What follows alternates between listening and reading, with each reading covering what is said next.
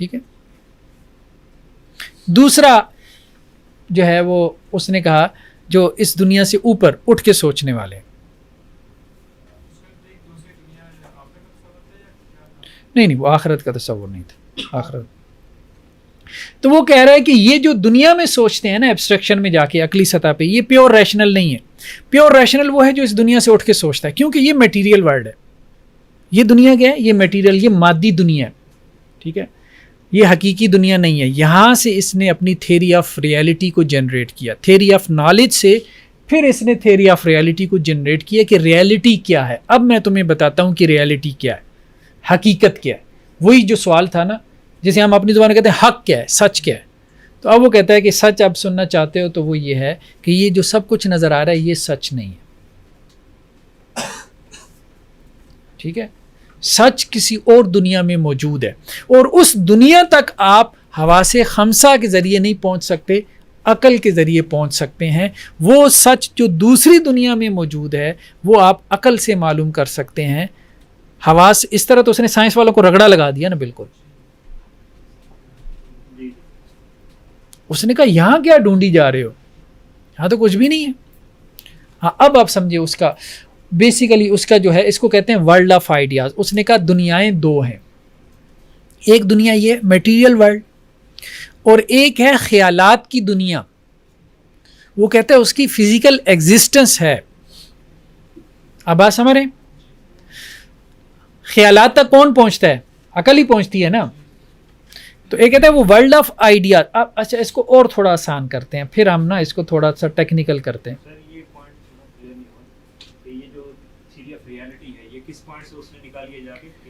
Theory of knowledge,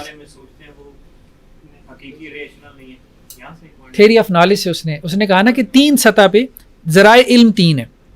ٹھیک ہے, ذرائع علم کیا ہے؟ تین ہے. تین سطح پہ لوگ زندگی گزار رہے ہیں. ہر سطح کے لوگوں کا ذریعہ علم اپنا اپنا ہے. جو جبلی سطح پہ زندگی گزار رہا ہے اس کا اپنا ذریعہ علم ہے. ٹھیک ہے, وہ امیجز کو دیکھ رہا ہے, یہ وہ, اور جو اس کے ذریعے اس کو حاصل ہو رہا ہے اسی کو علم سمجھ رہا ہے, اسی کو ریالٹی سمجھ رہا ہے.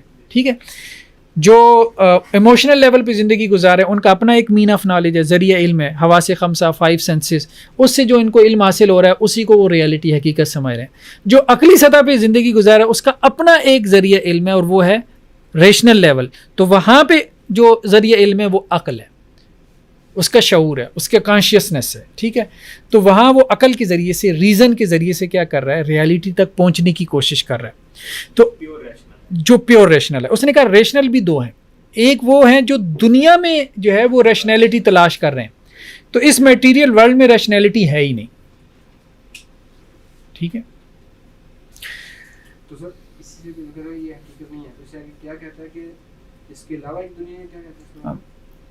آپ یوں سمجھے, اصل میں افلاطون یہ کہتا ہے کہ دنیا میں جتنے گھوڑے ہیں, پہلے اس کو مثال سے سمجھے. ٹھیک ہے, دنیا میں جتنے گھوڑے ہیں مثال کے طور پہ, یہ سب گھوڑے ناقص ہیں, کوئی بھی گھوڑا کامل نہیں ہے.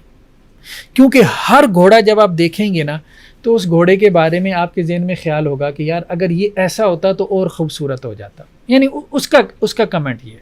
ٹھیک ہے, ابھی ہم مذہبی بات نہیں کر رہے, ہم اس کی بات کر رہے. تو وہ کہہ رہا ہے یہ ہر چیز میں انسان نقص تلاش کر لیتا ہے. ٹھیک ہے, تو اب یہ ساری چیزیں کیا ہیں؟ ناقص ہیں.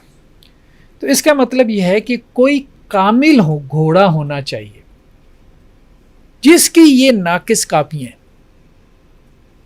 تو وہ کہتا ہے کہ وہ جو کامل گھوڑا ہے وہ کسی اور دنیا میں ہے, جس دنیا کو وہ کہتا ہے ورلڈ آف آئیڈیاز.